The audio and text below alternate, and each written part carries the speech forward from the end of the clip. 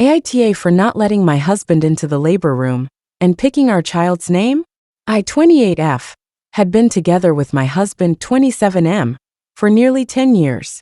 We got married at 21, had our first son a year after, followed by our daughter 3 years later.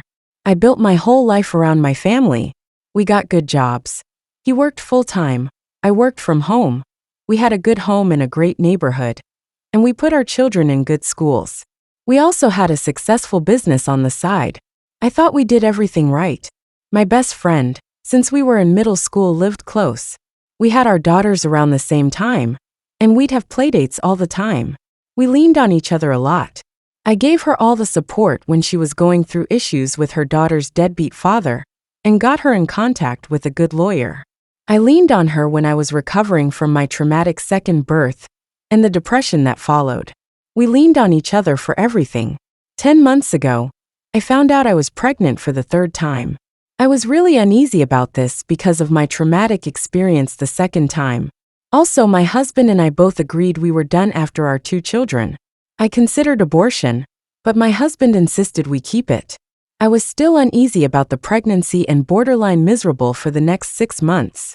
I was diagnosed with hyperemesis gravidarum and was throwing up 20 times a day for 6 months straight. I lost a ton of weight, had to stop working, and was sent to the hospital frequently due to severe dehydration. My husband stood by me and showered me with attention, for which I was so grateful. He cut down his hours at work to look after me, the house, and the kids. My best friend would come to our home frequently to check on me, and also help with the house. When I hit 6 months, the hyperemesis gravidarum decreased a lot, and I was almost back to myself. One night after having a movie night with my family, my husband and I were getting ready to sleep. He fell asleep right away, while I quickly checked on the kids before getting into bed. His phone was vibrating like crazy, so out of genuine curiosity, I unlocked his phone. We used to do this a lot when we were younger, so I didn't think too much of it. I was already sitting in bed. I saw messages from my friend. They were frantic spam messages. One of them said, "Please come over, I need you." Another said, "I know I shouldn't be messaging here, but I miss you. And come over when she's asleep." I think I was there in a daze for nearly 5 minutes. I cried a lot quietly, and the fatigue kind of left me. I scoured his phone looking for more. I saw emails and DMs from them both, even using apps like Kik to message, and the pictures. But the worst part was finding out my husband left me one time in the hospital with my mother while he went back home, where my kids were being babysat by my friend, and got intimate in our bedroom with our kids in the house. I kicked him out the following morning after confronting him, and filed for separation some time after.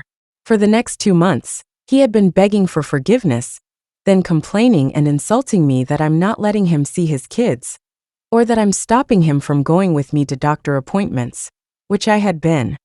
We had planned months earlier about who was going to be in the labor room. It was going to be my mother and husband. He called me when I was 35 weeks, questioning the labor situation. At this point, he had moved in with my ex-friend's house shortly before this call. I said no, and he got very angry. Lots of my in-laws and family members told me to put our differences aside for our baby. I still said no. I gave birth to my son with my mother and sister present, and didn't feel any regret about my choice. After my second traumatic birth, I just wanted to make sure this one was as stable as possible, which it was. We were going to name our child after his father who passed away. I went along with it to make him happy, but changed my mind and picked a name I had always loved since childhood. This aggravated him even more. AITA, because I'm being guilt-tripped by many people right now. All I want is for everyone to leave me alone, and for me to just be with my kids. Edit. Just wanted to add that I do let him see the kids. That would be crazy if I didn't. My children love their dad. I just have certain boundaries now that we aren't together, and he doesn't respect them. He gets angry and says things that are categorically not true.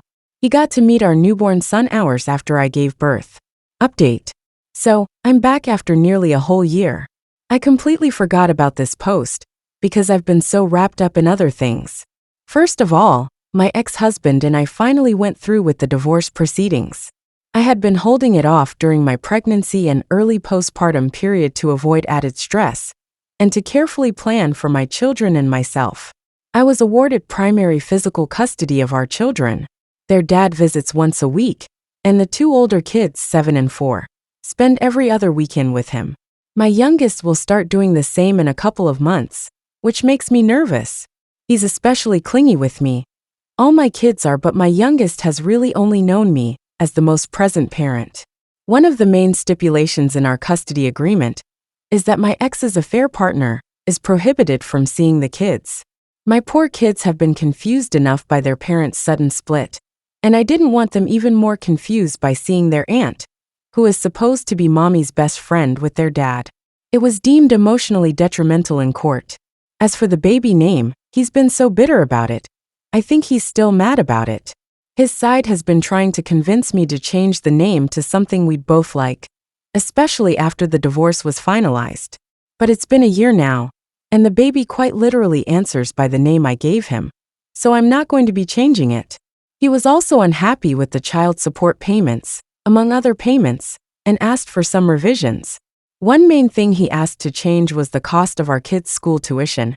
He pays for their tuition, which he felt was too much and too harsh. But the court stuck with the original payments. As for my ex-husband and ex-best friend, they continued dating.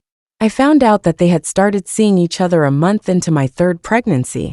They had actually slept together during my second pregnancy, but didn't pursue a relationship then because, as they put it, they weren't ready to ruin things and didn't want to hurt anybody. My ex's side have been very supportive of their relationship, even inviting her to holiday gatherings like Thanksgivings or family holidays. Because of this, my kids don't go very often to these events. I don't know, after this whole fiasco, I'm coming to the realization that perhaps my ex's side never really liked me all that much. But that's okay. I eventually spoke with my ex-best friend to ask why they did it. She claimed that they were just friends, but grew close while she was dealing with issues involving her deadbeat ex-boyfriend. Both of them insisted that my ex-husband just wanted to protect her, which supposedly turned into love. Hearing this hurt me a lot, but at the same time, I felt relieved to know the truth. When I sat with this information for a while, it stopped hurting. It made me realize that I didn't still love my ex-husband and could finally let go of him and their betrayal. They broke up a week ago. Apparently, it's just a break, though who knows. Although my kids go to their dad's house every other weekend, it has helped a lot with making time for myself. Obviously, I'm figuring out who I am without being a wife or mom all the time. In many ways, I find what happened to be a true blessing, which is why I'm no longer angry. As for me, I've been seeing someone. It hasn't been very long, but we get along great. Initially, my ex-husband made the whole situation difficult. He didn't want me to have any man, specifically around the kids.